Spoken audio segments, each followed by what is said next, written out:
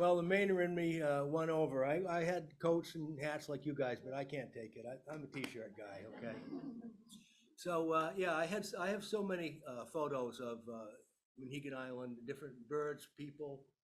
Relax, anybody that's from Monhegan, you won't see yourself in there. But anyway, yeah, and I thought, geez, got all these other talks, why don't I do one on Monhegan? So I'm a little bit nervous because you're my test audience. Nobody else has seen this in the whole world. So I once was doing a talk and one of the folks spoke up and said, when does this talk end? The Price is Right comes on at 7 o'clock. So I said, well, I'll speed up. So yeah, so this is just sort of an overview, mostly about the birds, but a few of the people on the island that I thought were very important to the legacy of birding, the whole thing that's going on out there. So how many people have been to Monhegan?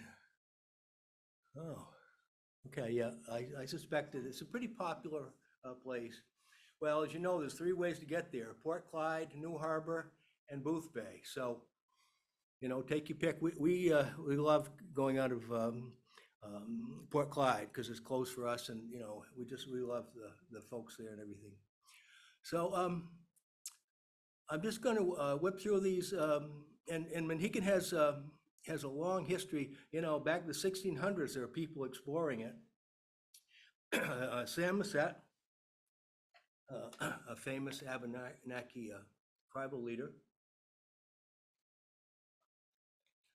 supposedly had almost a headquarters out there in his time, 1600s. So pretty amazing, history of the whole thing. And before I go on, last fall, a book called The Birds of Monhegan came out.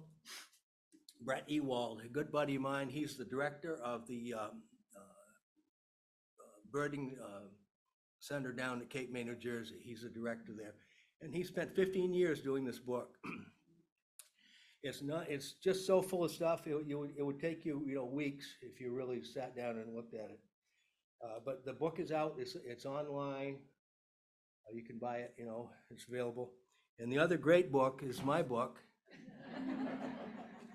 Seen Anything Good? And I've got a handful of copies left, and that's it. When they're gone into history. So I have some here if anyone would like one after the talk. So okay, so what do we got here? So here's the Elizabeth Ann out of Port Clyde. You can also take the Laura B, the freight boat, in the morning. Get out there. It takes an hour roughly. This boat's faster than the Laura B. And I think that the seasons out there are a little bit different from here on the mainland because the ocean certainly has an effect on the island. And I think it's like having 2 springs for us because we go out every May and we have all the tulips and everything here, all the beautiful flowers, and they're sort of like waning. And we get to the island and here's what I get, bang. There's flowers everywhere. And a lot of people have told me that, especially people. Come on in. There's more seats back there somewhere. But people who come from, regions south of here, they're just astounded when they get to the island and see all these flowers in bloom. It's just amazing. So birders are welcome. As you see, this is, I think, Donna Cundy's sign in her yard.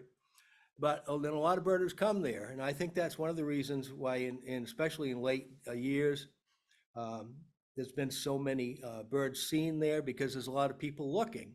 And now people seem to be more educated about what they're looking at. There's more photographers. Click, click, click. They got a beautiful picture of this rare bird. So at this point, 336 species have been found on the island. And that's incredible, really. You've got an island 1.7 miles long, 0.7 miles wide. And but it also has 17 miles of hiking trails on it. So, and also it has a brewery. No island with a brewery can be bad. I mean, come on. So, but, there's a lot to love about Monhegan. And here, this photo here happens to be Louis Bevere, the tall fellow. He's one of the heads of the Maine State Bird Records Committee. And then Brett Ewald, the guy who wrote the book, that's Brett behind him. I'm not sure who the lady is, but you know, Brett especially has spent a lot of time out there through the years. And I think, well, spring and fall, that's what draws the people, the migrations, right? But I think fall is even heavier. You get all these Audubon groups from Maine, Massachusetts, Connecticut, all over. You get private tour groups. And there's a lot of birds to see. Some days, okay? So I'm not going to say that every day that you out on Monhegan, you're going to see birds everywhere, because sometimes the weather, the fronts that go through there. We spent one time they were there for like maybe 5 days. And you see everyone, they say, how's it going? Oh, it's really slow, really slow. Well, a northwest front came through that night and the windows were rattling, you know. The next morning we went out and there was a fallout. You guys know that term, fallout? This was a real fallout. I mean, there were birds everywhere. The lawns were just covered with them, you know, all kinds of palm warblers, butting their tails, and cats were having a field day. They were running off, you know, through the bushes with them. And I happened to be with a guy who was probably a world-class birder. And he looks and he sees a cat go across and it's got a warbler in his mouth. He goes, oh, geez, I think that's a Kentucky warbler. So the cat goes into the bushes. This guy literally got down on his hands and knees with his binoculars and was going, meow, meow. The cat never came out. But anyway, let's get on with this. There's a lot of slides here and I don't want to keep you, you know, all evening, So here's some people that I find I'm really fond of, was very fond of, still am. This is Tom Martin and his wife Josephine. Tom spent about 50 springs and falls on the island. He was from Manhattan, and I asked him one time how he could get time off from work to, you know, most employees aren't going to say, well, yeah, take May off and take September off. Well, apparently Tom had a great skill. I don't know if you think he was maybe a tool and die maker. And so he said, well, I told him, well, I want the month of May off and I want the month of September off. And if you can't do that, I need to go to work for somebody else. And the guy said, okay. So that was the arrangement. It was a verbal thing and he took those months off for 50 years. But Tom really made a difference out there, I think, because he was a great photographer. And he started photographing birds that people weren't aware were out there. And so he would tell people that and they'd sort of go, oh yeah, okay, right. Well, then he started showing them photographs and they went, holy mackerel. There's all kinds of stuff out there. There's Dick Sissels, all these things that, you know, people, you'd think they were down in Pennsylvania or somewhere, not an island, a little island out in the Gulf here. So yeah, I really respected Tom a lot. I loved, he was fun to talk with. And he made a big difference out there through the years in terms of making the island more known, I guess, for birds. I just put this in. This is the last, I think, maybe one more people photo. This photo here, the fellow closest to us, that's David Sibley. And he's probably the most famous birder in North America, the Sibley Guide, okay? Well, he was on the island birding. This was in the fall. And I had a group out there from Audubon, I believe. Anyhow, he came down there. They were looking at a lark sparrow on someone's lawn, kind of an unusual sparrow for these parts. So David came down quietly, set up his scope, and just looked at the bird. He was looking at it. And the fellow up the line there got out his Sibley Guide. What comes up to David, opens it up, and he turns to David and he says, see what Sibley did with this one? And all David said, that's all he said. That was enough. But I had to get a picture of that because it was just so classic, you know. Anyway, yeah. And of course, art is huge out there. Practically anywhere you want to look, there's a painting. If you're artistic at all, there's a painting everywhere, around every corner. And a lot of famous artists have been there and some live there now. All right, so this was taken up inside of the lighthouse tower some years ago, it was back when they were doing studies on birds and bats that were flying around different zones of the island, and they're thinking about, you know, wind power and what impact it would have. And I won't answer any questions about wind power, okay? This is about birds. So anyhow, I was fortunate. I was up in there, and I got this photo looking across to Monhegan Island. You can see the old the remnants of the light station over there, the Coast Guard light station. And there's a little building. I don't know if you can even see it on this photo, but in the middle of the island, a little tiny building there. Just to show you the level of birding acumen that some of these people have. And this guy that I'm going to talk about, he is a world-class birder. With binoculars, he looked across, saw this little speck on top of the building. He said, "There's a Say's phoebe over there," which would be out in, I've seen them, but in Arizona, you know, they're not. And after a while, the bird flew across and landed on the wire, and it was a Say's phoebe. So it just goes to show you. But I think Monhegan is around 25 acres, and the meadow, I'll show you the meadow here in a couple of minutes. Here's a graphic of the island, and most of the birding, the easiest birding, of course, is on the west side, southwest end of the island. There's as you may know, there's a huge spruce forest up in there, the Cathedral Woods. And back, if you saw a photo of Monhegan in around 1900, you would see that you could probably see from one shore to the other. It was almost denuded because they had you know, agriculture, had a lot of sheep out there. At one point, apparently there was boat building, so they cut down trees. You know, it's the same way with Pemquid Point, where I grew up, down in Pemquid. Back in around 1900, everything was just pretty much flattened. So it's grown back, and just a beautiful spot. The cliffs on the backside, the nesting birds there, lots of nice views. Here's the school. Usually, I think numbers in the single digits of students. And then when they move on to high school, when they graduate from there. So now we're going to do some birds. And here's a good example of a bald eagle and a raven below him. Bald eagle has about a 6-foot wingspan. The raven has 4.5-foot span. Just gives you an idea of size. And usually you'll see eagles on the way out. You'll see them on the ledges there, duck ledges, as you're approaching the island. There is a photo of a nest on there, but I'm not sure if they ever actually nested there. And lots of times people will say, "Well, geez, I saw a golden eagle today." And I usually say, "You did?" "Oh, okay."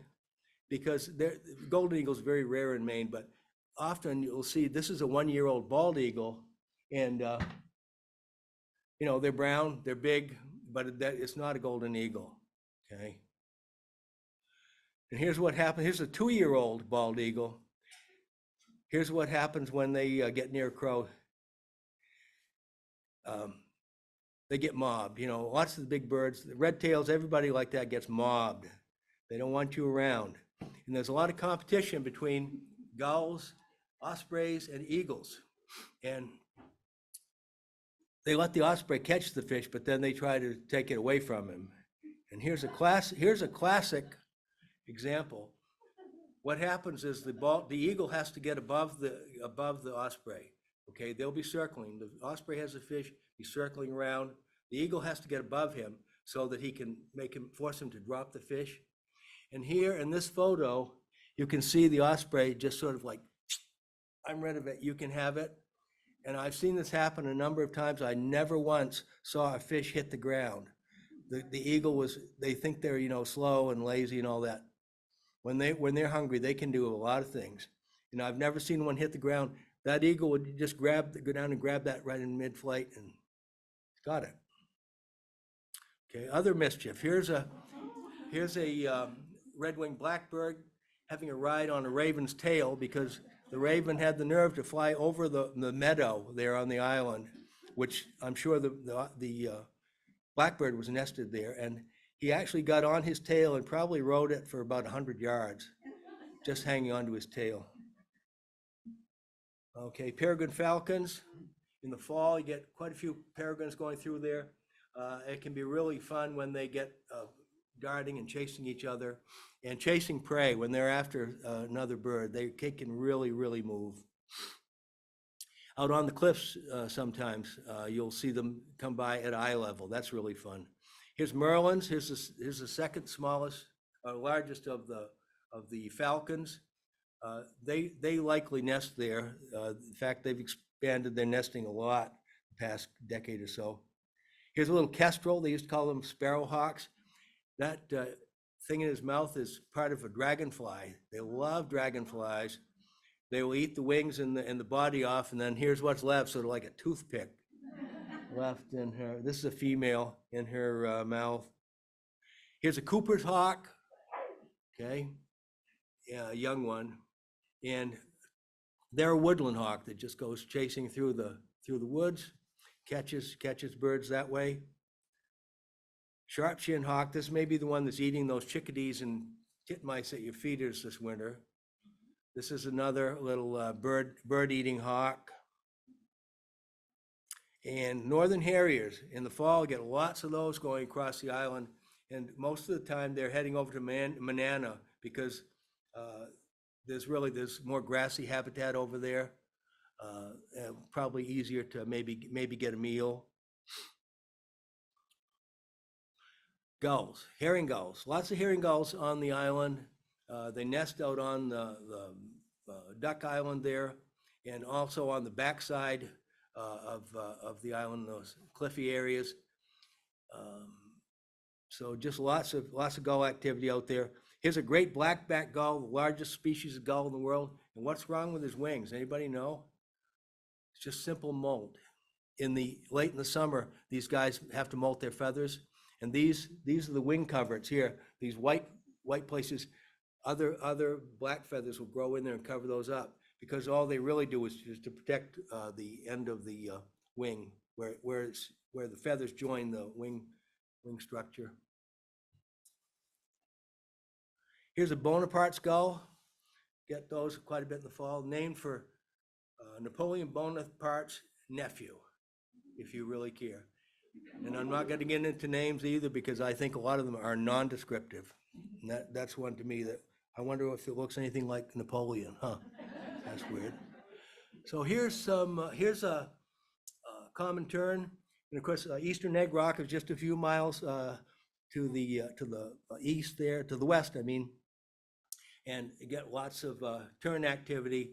They can travel quite a few miles actually gathering food. So, and here is a double-crested cormorant. You know, at a distance, they're gangly looking thing. They're kind of ugly looking. Look at those turquoise eyes. Huh? In the spring, they grow these two, looks like Groucho Marx kind of. The tufts, which those just got molted away after the nesting season. Also, we have great cormorants out there. That big guy, he's much bigger than the double-crested. And Maine is the only state where that species nests, the only U.S. state where they nest in Maine. Brant geese, beautiful little goose. We see them very seldom because they migrate offshore. And even on Monhegan, when I was looking in Brent's book, they're not real common there. I mean, maybe a couple times I've seen them on the beach there, but they're not real plentiful. They also had a problem a few years back with eelgrass because the eelgrass beds were dying, and that's one of their main foods.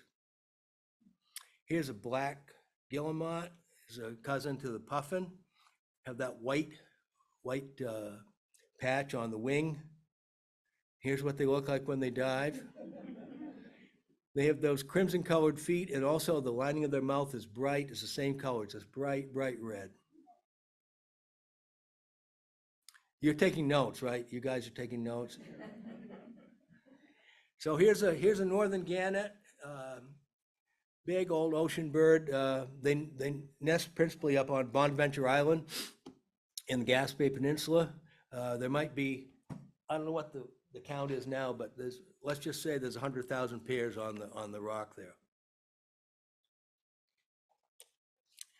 Sherry and I have been there, and when you're getting close, you start hearing this quabbling, all this sound. And then you get the smell, and then you get out, and you can stand this close to the birds. They have fences up there, and just watch them peck the heck out of each other. They're a bird that has to live in colonies, but they hate each other.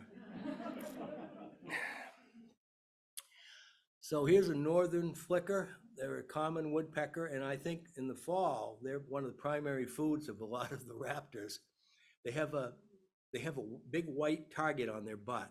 Right here, there's a big white patch. When they're flying, it's like, you can zero right in, and you'll hear them screaming their heads off out there when they're being chased. Oh yeah, they just scream. You know what's going on when they start, you hear that scream. So yeah. Here's a red-bellied woodpecker, and this is a species that is on Monhegan all the time now. It's moved up here from the southern regions in the past 20 years. They are everywhere. They really are. The Christmas bird counts, you get 10 or 20 on every count. They nest in our neighborhood in Warren. But things are changing. Birds are moving up. Believe it or not, they are. They're moving up here progressively every year a little bit. Sapsucker, yellow-bellied sapsucker. This is a male, and that beautiful red throat.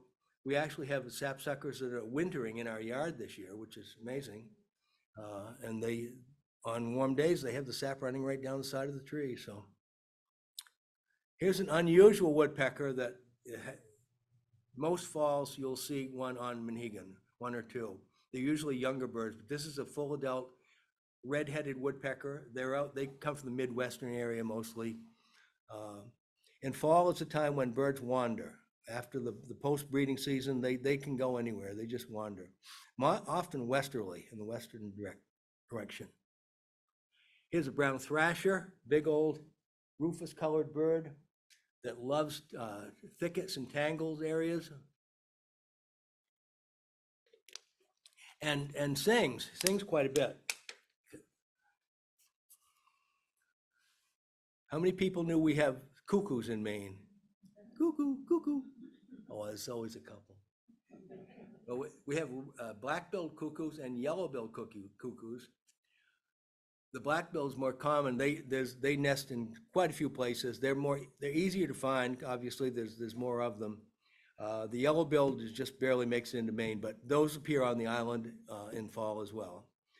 So and one of the things with cuckoos, kind of interesting, that they eat a lot of caterpillars. Well, caterpillars have spiny outside. They just eat the whole thing. And once their belly gets full of these spines, after a while they pile up because they don't digest. They cough up their stomach lining, and there's a new one in there. It's like getting rid of the trash bag. That's how they're able to live on these caterpillars. Here's a dove, and it looks, at first glance, you'd say, well, there's a mourning dove, but it isn't, because it's quite a bit bigger. It has white on the wings. This is a white-winged dove, and you'd expect to see those in the West as well. I've seen those in Arizona, lots of those. But occasionally they show up, and they show up on Monhegan several times. They've been on the island.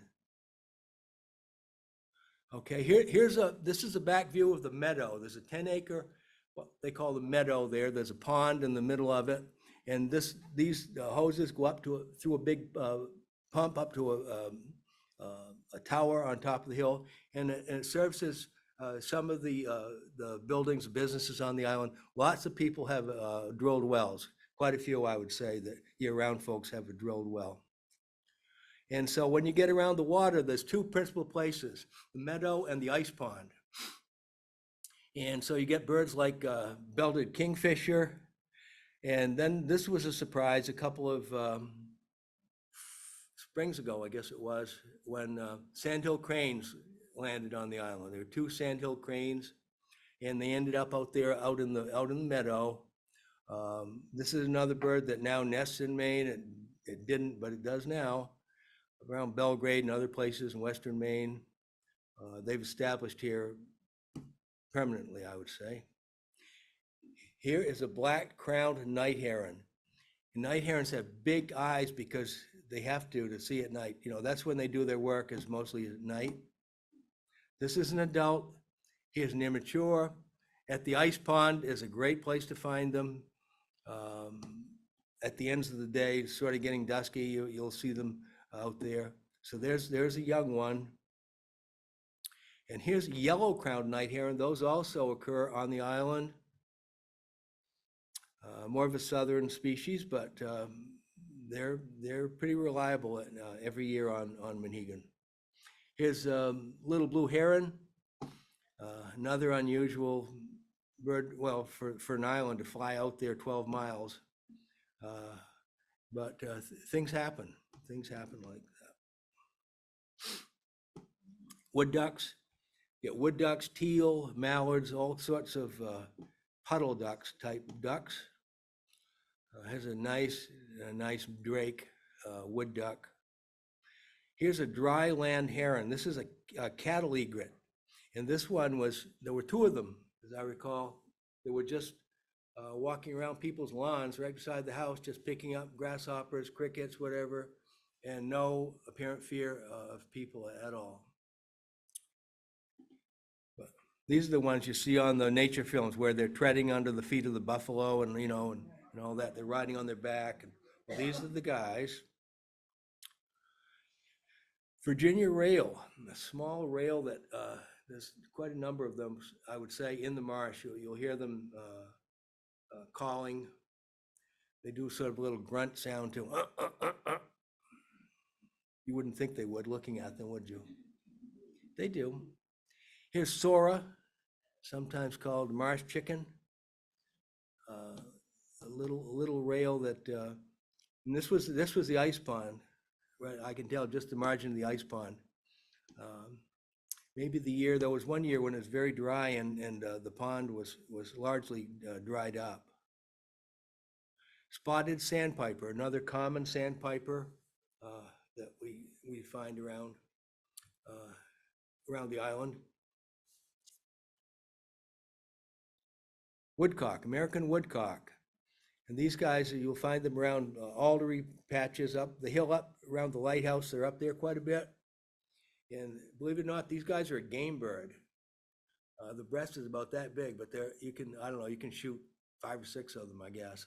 I don't know what the limit is now, but they are a game bird, American woodcock.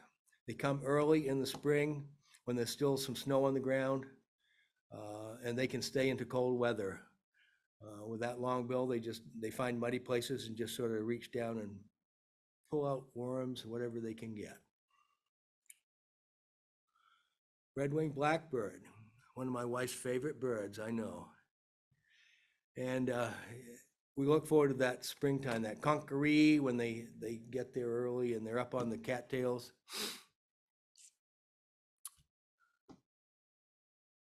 Okay, here's an interesting species. This is rusty blackbird, and we see those in the fall on the island there, and they have suffered some pretty major declines. The population is way down, supposedly, on those.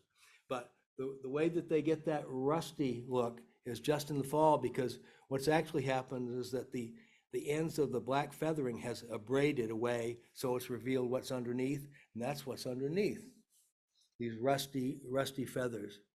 They're a great bird to see. They're a beautiful bird. And then we even get hotshot things like yellow-headed blackbirds out there. This was up on Horn Hill. I took this photo some years ago. These guys normally belong out in the central part of the country of the U.S. So you don't know when you go to Monhegan, you don't know what's going to arrive there. It's going to fly in. Here's swamp sparrows. Lots of those in the marsh, in the meadow. I mean, and they're related to song sparrows, but they actually have longer legs because they walk around in water some and getting their food. So if you're going to walk in water, you're going to have a little bit longer legs. All right, so here's an eastern kingbird, very, very aggressive bird towards others. They will defend their nest like you would not believe. They'll fly right at you. So so we have those. We have eastern kingbird. We have western kingbird. These guys, well, again, I hate to keep going back to Arizona, but that's where I saw some.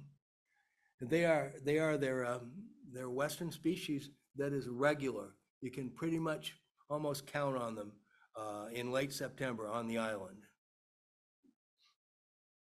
Here's that Say's Phoebe, that rare, that little thing that the guide identified a next zip code, right?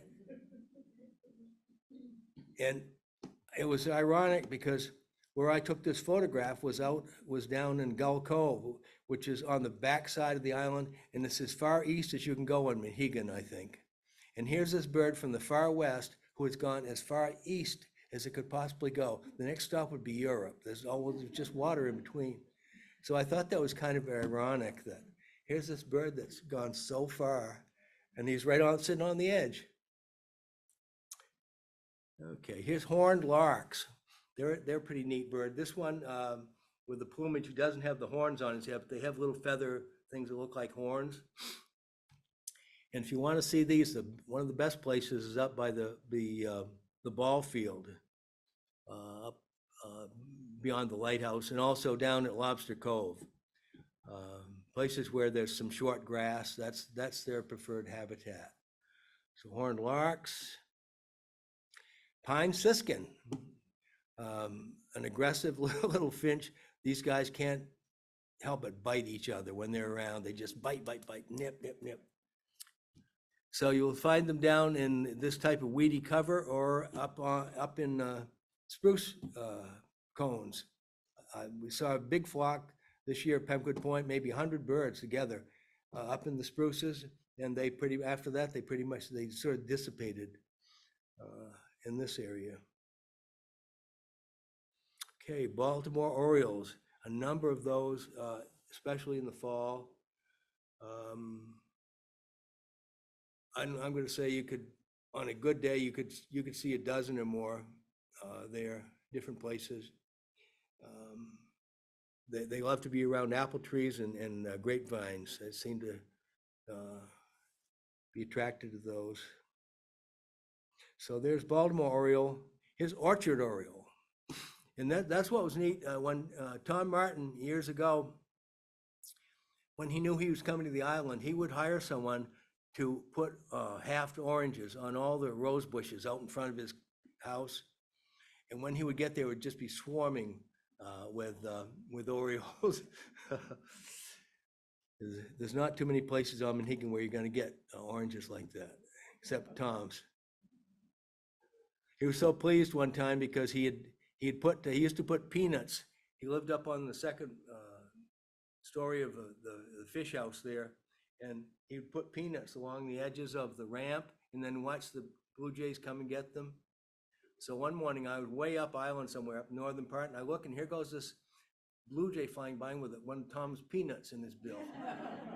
So I made a point of telling him he was so pleased that it had gone that far.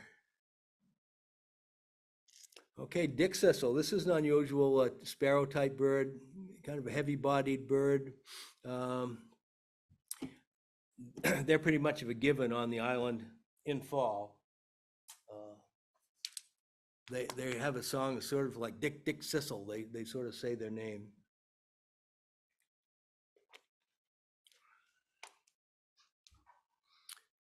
Okay. Scarlet tanagers. Could be numbers of those. And another thing about spring and fall migration, one difference is that spring migration is really all about getting where you're going to go to nest. So they don't mess around too long. They tend to stay in an area shorter period because they want to get on to where they're really going. In the fall, it's more spread out. So you can get birds that would hang for a long time. And in the winter, these guys, as bright red as he is, in their winter plumage, they're a green color.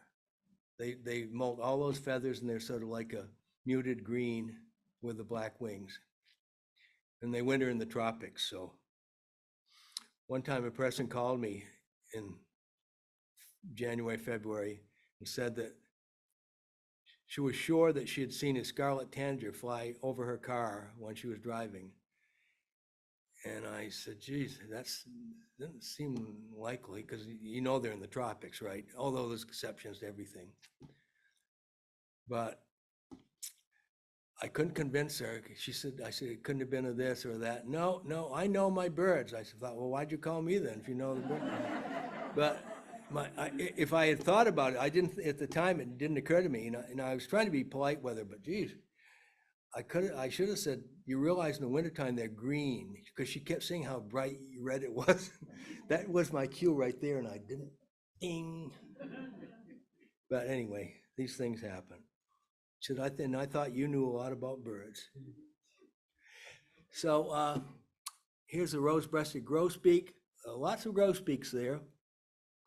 And I remember one May being there when there was a group of them had come in, you know, because they've been over the ocean. They landed on the island, and there must have been, I don't know, I'm going to say at least 8 or 10 maybe, I'm going to say. And they were all so tired that they were just sitting on branches. They could barely move. They were just exhausted. You could see the effort they had put in getting that far, and they just had to sit there, you know. Okay. Who knows what this bird is? Anybody? Towhee, yeah. They used to call them rufous-sided towhee, and now I understand it's eastern towhee, but it's a towhee to me, so. There's also a spotted towhee in the state here now, a western version of this bird. Drink your tea. That's this guy. Here are bobolink. Here's a bobolink. Bobolinks are unique in that they have two completely different sets of feathers within a given year, a calendar year. And the reason for that is that they winter in Argentina, mostly. And that's such a flight that they have to have all new equipment to go there. And then to come here in the spring, they've molted and they have all new feathers when they arrive here in Maine. So nature really figures this stuff out, you know? So bobolinks, and there's usually a few of those that hang around in the fall. They're on the edge of the meadow on the island. You hear them up overhead. They're just blink, blink. Okay. Tree swallows. They come early and they leave early.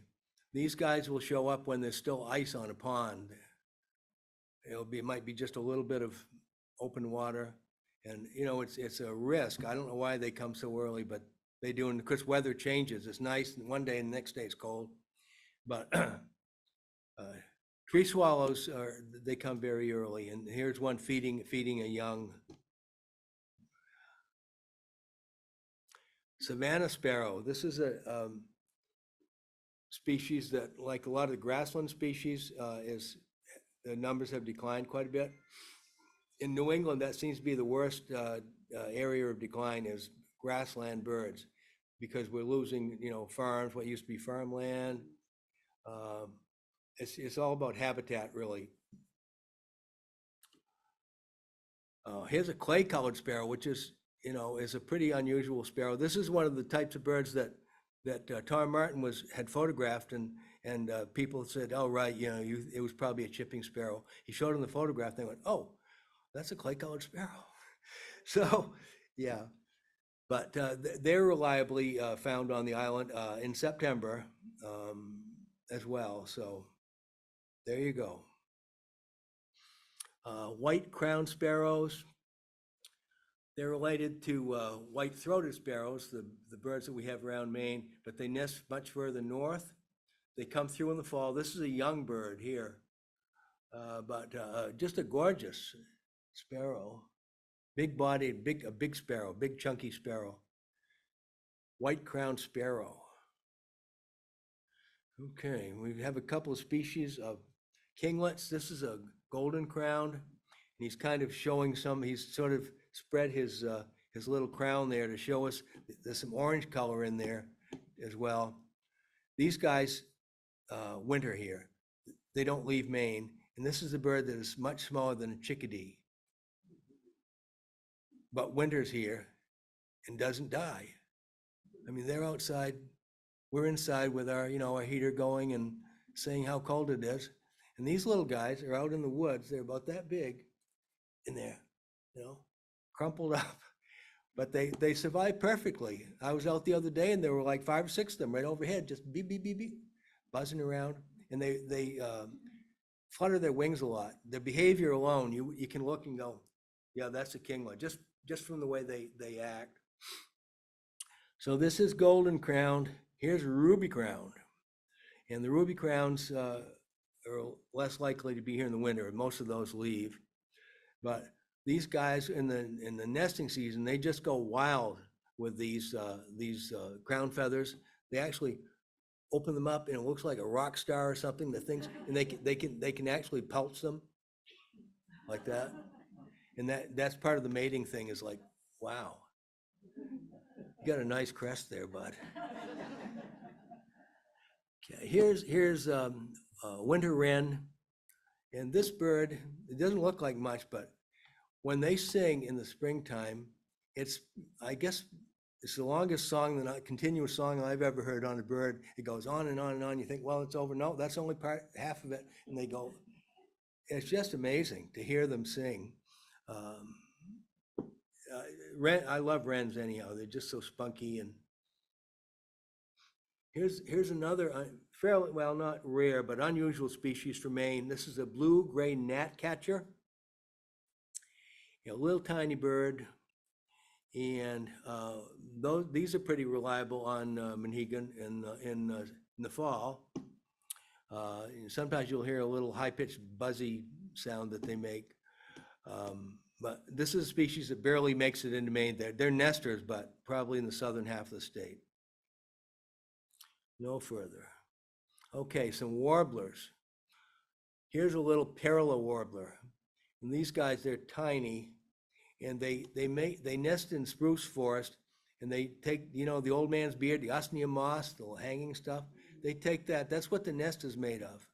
They take that, they form it into a ball, and then they take spider web, and they fasten it in this beautiful little nest. They just make a hole in one side, and that's how they enter and leave, through the side of this spring of moss.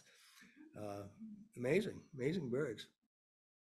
Okay, this is an American redstart. It's a male, but if you know redstarts, you'd say, well, if it's a male, how come it isn't orange and black? Well, because this is a 1-year-old bird, and already he has a gray head. See the black feathers on his breast and under his tail? By the second year, he will be a gorgeous black and orange bird. Warblers don't live very long, so they have to sort of get it together. They don't have long, like eagles. Eagles might live 40 years, or So, but these guys really have to make the most of it, and the warblers, the small birds, really have to figure it out and get going. Black and white warbler, this female, gorgeous little thing. They favor the trunks of trees. They're more like a creeper or a nuthatch than a warbler. And they nest right on the ground, little tiny nest on the ground. Yellow warbler, pretty little guy. They favor wet areas, around edges of swamps, places like that. This is a male. You can see the chestnut striping on his breast. Just a gorgeous little male. Sort of like a wild canary look to him. Yellow rump warbler. This is a nice male. This is breeding plumage in spring. But by fall, they get sort of drab, but they retain that yellow rump. They call them butterbutts. Okay. And at times on Monhegan, it'll be covered with warblers, but 99% of them will be yellow rumps. And it's, there'll be this wave, might be a week of just almost nothing but yellow rump warblers coming through, looking different from this, but recognizable. They do a chick sound that's very distinctive. You can tell right away what it is. Here's a black-throated green warbler, another spruce nesting warbler. And most of the warblers, a lot of the birds have two songs. They have when they first get here, they get a, hey, I'm over here, hoo hoo hoo hoo, look at me, okay, really. So that one is z z z z z. But once they've nested, trees, trees, murmuring trees, trees, trees, murmuring trees, no enthusiasm, nothing, just done. Okay, here's a black-throated blue warbler, and look what he's doing. I caught him when he was up fly catching. He was acting like a little fly catcher. See those little gnats around him? Yeah. Okay, prairie warbler, another badly named warbler because they really have very little to do with prairies. But apparently the first one that was shot and named as something was in a prairie area. So he got the rap for being a prairie warbler. But they're a beautiful bird. They're getting much more common in Maine now, especially along, if you want to find some, go along power lines, the big power lines. Put your tick pants on, spray yourself well. But yeah, that's the type of habitat that they like. They like the sort of low woody habitat. No problem to find them really if you want to go out and find them in the spring, in May. Black Burnian warbler, gorgeous little bird. They're a spruce specialist. Spruce trees and big high spruce trees, way up in the top. This species is named for Anna Blackburn, in case you were wondering. Okay, here's a palm warbler. These guys nest around bogs, wet areas. Get lots of those on the island in the fall, and they're a tail wagger, constantly bobbing their tail up and down.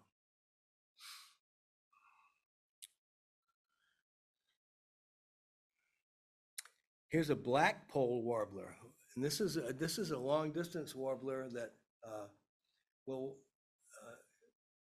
sort of congregate along the Maine coast here in late September and wait for one of those northwest fronts to come through. So if they get a tailwind, and they just head right out over the ocean and fly for a day or so and end up, I think they go all the way, maybe to South America, but they go a long way. Because once you're over the ocean, that's it, you're committed.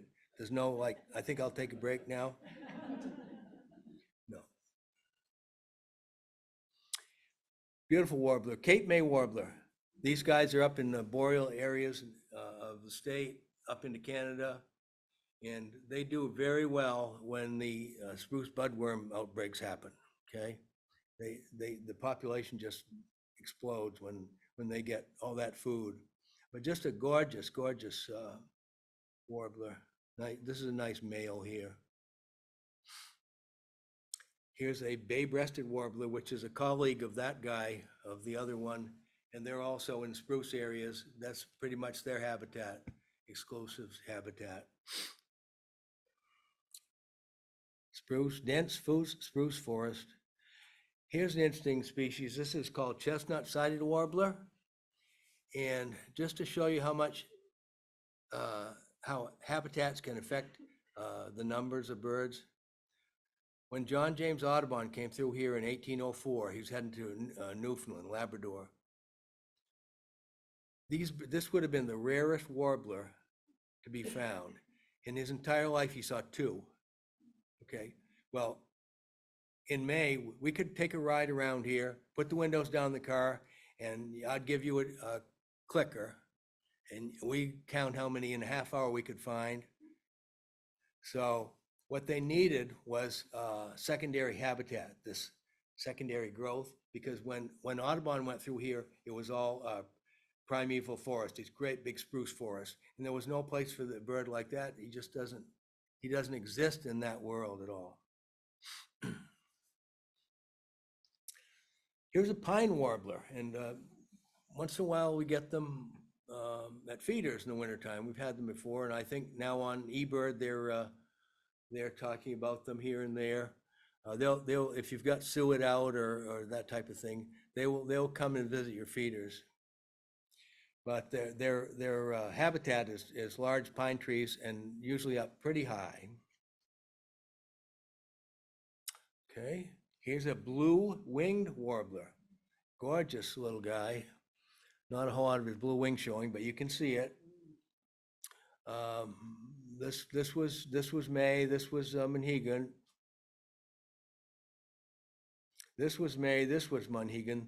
This is a morning warbler, and these guys are really skulky. I mean, I don't know how I even was able to get that photograph. They're just, most of the time, they're just down low and they don't want to come out. They just move around very low to the ground. They nest northern Maine up into Canada. A Wilson's warbler, named for Alexander Wilson. Okay, tells us a lot, doesn't it? Anyway, this little guy with his black beret, they're another ground nester, and just a fun little bird to see. Ovenbird, teacher, teacher, teacher, teacher. You'll be hearing those this spring. A couple of years ago, a lady in Warren called me and said, you know, I've got this ovenbird.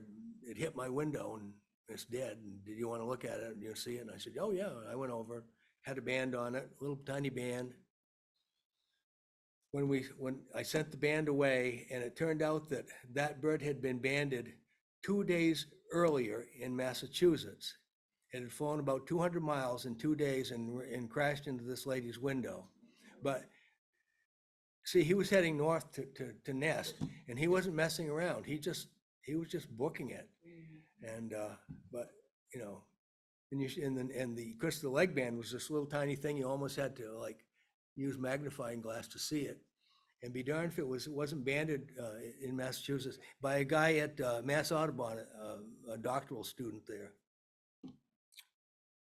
Okay. Canada warbler, one of the more impressive little guys. His backsides isn't as impressive as this, but this is an adult male, and with that yellow breast and the black necklace, they're pretty spiffy. You get them around here. They nest over in the Rockland bog, places like that, usually around wet areas, boggy areas, often. Canada warbler. And here's a very nondescript warbler. This is an orange crown warbler, which these nest quite far up in Canada, and we get them in the late fall. They're a late migrant. We've had them on Christmas bird counts before. I had one in Rockland some years ago in December. So, you know, apparently there's an orange crown there somewhere, but it's not real obvious on this bird. That's his name, orange crown. Yellow-breasted chat. This is the so-called largest of the warblers, and there's some debate whether it actually is a warbler or doesn't fit into some other category. They're reorganizing all these orders of birds and stuff as they do DNA work and stuff. So, but they're a large warbler, and they're reporting them now, you know, here and there. I've seen them over on Lighthouse Road in Rockland several times there. They love thick cover. And just to show you, this on Monhegan, this is a hot bird, okay, in the fall. Everybody, have you seen a chat? Where's the chat? Where's it? There was a guy on there one time, and this fellow was a world-class birder, no doubt about it. Well, it turns out that chats make this little chick sound. Sometimes you can barely hear it, okay? And parties of birders have been up and down the road because someone had seen one down there. And they're, you know how we are, us people, you know, got to see that chat. They're going up and down, they're looking everywhere. So this guy says, well, I'm going to take a walk. So he walks from the store at Monhegan down to Lobster Cove, goes back, and he says, I just found 4 chats because they were doing this little minute kick sound that he knew what it was, and none of us did. None of those people knew. They were looking at this big yellow breast in the bushes. And he says, well, yeah, there's 4 between here and the cove. It's like, okay. Okay, here's a yellow black-throated warbler, and there was one last fall on Monhegan, and they, guess what? They love pine trees. Guess where this bird was? In a pine tree. So birds are somewhat loyal to their habitat needs. It's a little looser when it's migration. They could be about anywhere, but be darned if he wasn't in a pine tree where he's supposed to be. Prothornitary warbler. This was if I remember, this was a May photo down in the garden there, Cribbler Lane. And this guy would be more appropriate in a swamp down in Florida or Georgia somewhere than Monhegan Island. But there he was. Looks like a male, a nice male. Worm-eating warbler. This is another southern species that barely makes it into New England, but once in a while there are overshoots. And he's got as warblers go, he has a little thicker bill, bigger bill. But worm-eating warbler, I was happy. That was a life bird for me. I'd never seen one of those before because I don't bird in areas where they're found. They have them sometimes in Portland, Evergreen Cemetery, but we never connected before. Okay. Now here's a photo. It's not the greatest photo in the world, but it's the only one that was ever seen on Monhegan Island. And I took the photo. Thank you. Thank you. This is a black-throated green warbler. It's a young bird, but you might see there's a little yellow dot between its bill and its eye. When I saw that, I said, ah. So I got pictures of it, got some photos. It's a good thing I did because I don't think anyone else found it, saw it. And it was with a McGillivrary's warbler, which is another Western. These guys are way out west. And they just beat the bushes over there trying to see it. And I don't think anyone found it again. But, you know, there it was. And in these Western migration things, no one really understands it, but it is something it's real. It happens every year. You just wonder which birds it's going to be this time, you know. Okay, I'm going to finish up with a few vireos here. Here's a red-eyed vireo. This is the guy that is in your shade tree. He's going, here I am, where are you? Here I am, where are you? All day. Doesn't matter what's going on. High noon, doesn't matter. Here I am, where are you? But at times on the island, these things pile up too. They can be everywhere. All of a sudden, they're like, oh my God, there's two over there, there's one up there. And supposedly, some poor grad student, his professor gave him an assignment.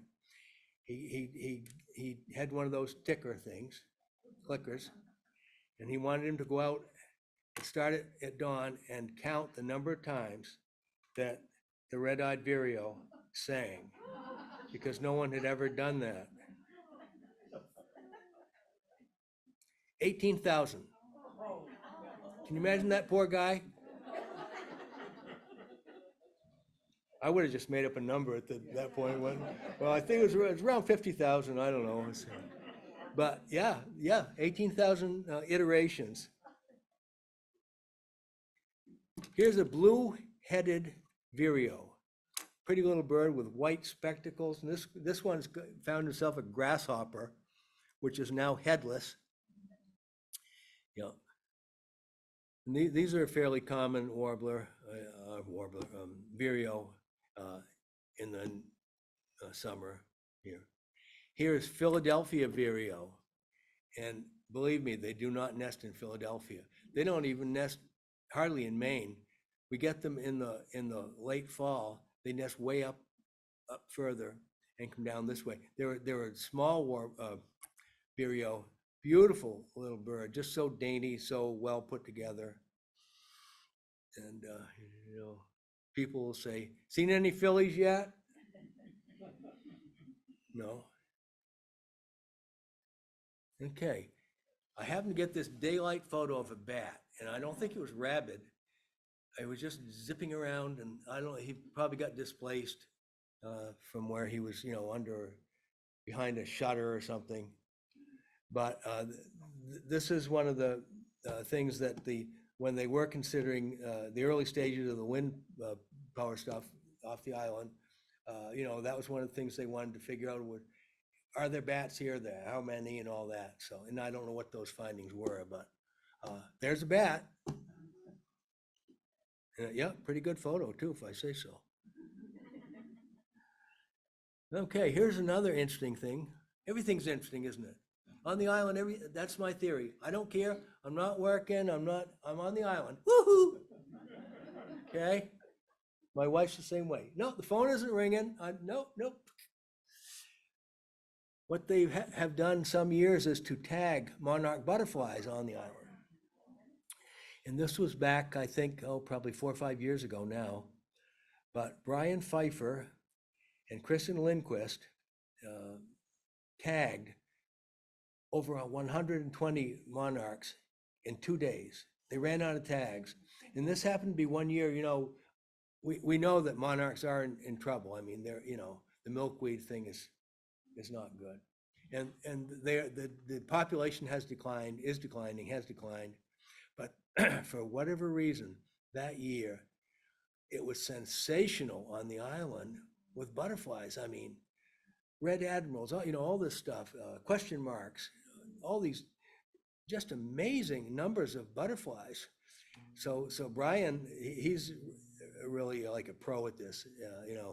They get out there and they get them, and then they put these little tags on the rear wing, the hind wing, and they record the number and where it was tagged. Well, one day, a couple of days after they finished tagging, there was a day tripper lady who I got talking with, and she said, God, she says, we were over at Pemcote Lighthouse the other morning, and there was a butterfly over there with this tag thing on it flying around. So we know that one at least got 10 miles away, right, or 12 miles. But it's a great project, and I think they are learning a lot about the movements of the monarchs. So that's just a fun thing. Okay, here's fringe gentian, one of the rarer flowers in Maine, and it does grow in select spots on the island, not to be touched by human hands. But isn't that a beautiful flower? The fringing on it, and just a gorgeous, and the color is just immaculate. Just beautiful. Yeah. Okay, here's my final slide. Trap Day. Does anybody know what Trap Day is all about out there? Yeah, October 1st, I believe, every year. The lobstermen on Monhegan all put their traps out at the same time, as closely as they can. So that means that they all have their traps down there available. They all have the boats loaded up, stacked up with traps. And I think there's a cannon that's fired at dawn or before dawn, and everybody goes out to their favorite spot and starts fishing, starts making money again, as they say. But I think it's a smart thing, because they take 3 months off during the summer, and that's the time when lobsters, they're shedding their shells, and I think they probably get a lot better quality lobsters by using your head for once, being patient about something. And but that's the way they do it, and I respect that, admire that. That they do it together. Once the traps are in the water, then it's rivalry. But yeah. Well, I grew up in New Harbor when the similar thing. In fact, I used to go sternman with a guy in the fall just for a while and make all kinds of money. Ooh. But what you notice about fishing people is that they may not get along, but they will protect each other if something happens. And I admire that. So that's it, folks.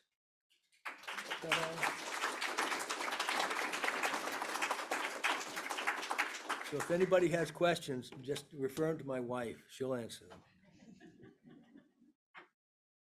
And I may not be able to, but I'll try. If you have any, I don't know. Yeah. The cattle egrets. Yeah. We used to live down in Florida, and we have seen cattle egrets standing at the corner of US 1. That's like 4 to 6 lane, and they'll wait until the light changes. And then they'll walk, not fly, walk across the crosswalk. And we've also seen them taking rides on the tops of automobiles. Yeah. The automobile is going, and so why fly? Yeah. Yeah. They'll Yeah. hop up and just go right along. Yeah, I've heard of pigeons taking the subway in New York City. You get on, Yeah. get the doors open, they go in, they go down a few blocks and it opens up. And out they go. Yeah. Yeah, Tom had some great stories about the city, because living in Manhattan is pretty different from the island. And he was such a friendly guy, and if he would always wanted to convey information. If he knew something, he'd want to tell you about it. You know, that's the kind of guy he was. So he and a lady were sitting on a park bench together, waiting for a bus, and a yellow-bellied sapsucker landed on a tree over there. Tom says, "Sapsucker," and she said, "Get away from me, you pervert."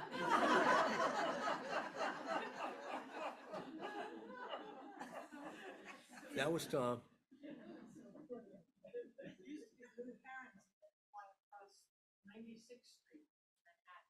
Really? Their route going over to the Meadowlands. Yeah. And then back to roost, wherever they were roosting, but they would use 96th Street in Florida. Smart. Yeah, birds they're smarter than we think. So how many people are planning to go to Monhegan this year? Hey, oh, you want to make reservations early if you want to be out there when the height of the. It's hard during the migration because so many people come there then. But even if you can do a day trip, but it's better if you can spend a day or two at least and kind of get around the island. Yeah.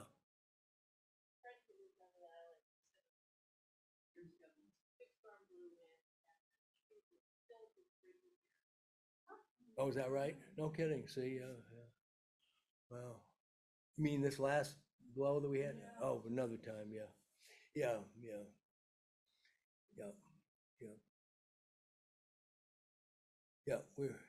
Go ahead.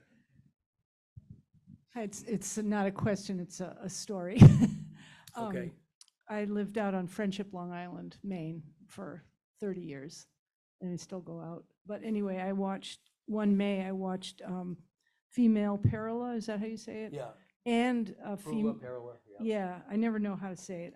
And a female black-throated green plucking silk from a tent caterpillar's nest over a 5-day period. So they must both went to the same tent caterpillar nest. So they must have used that for their Yeah, that was there. tying it together. Yeah, it's not great just stuff. not just a spider web, but a tent caterpillar. Oh, wow. So Neat. Observation. Yeah. Yeah. I'm just a backyard birder, There's no such so thing. bear with me. A lot of you seem to know a lot. When you frequently use the phrase, "This bird is not around so much anymore," or "their numbers are down." Yeah. So are you saying they're going to Canada? Are you saying they're just moving away, or they're dying? They're not Well, alive? I think the main thing is just habitat loss. I mean, So they're dying, or Well, they're there's just- moving somewhere else? yeah, if you have fewer places to nest, then that's just gonna squeeze the, I mean, back when I was a kid, I know there's far fewer birds now than there was when I was a kid. I mean, there's no question about it. I've done it all my life. That's What's- all I'm getting. Is Canada getting the fruit of our? No. Okay. No, I mean, the birds are gradually, they figure about 50 miles a year, species are moving up as the climate warms, and it is warming. But no, I mean, well, there's concerns about, lobstering as well. Rhode Island doesn't have a lobster season anymore because of the, warming waters. If they do, it's very few. So that's, it's all concern. Thank you. Yeah, and seabirds too, the puffins and all that, on the nesting islands, some years they find it hard to get feed for their, for their young, because the feed isn't there anymore, it's moved somewhere else, or it's just not. So, it's changes in the environment for sure.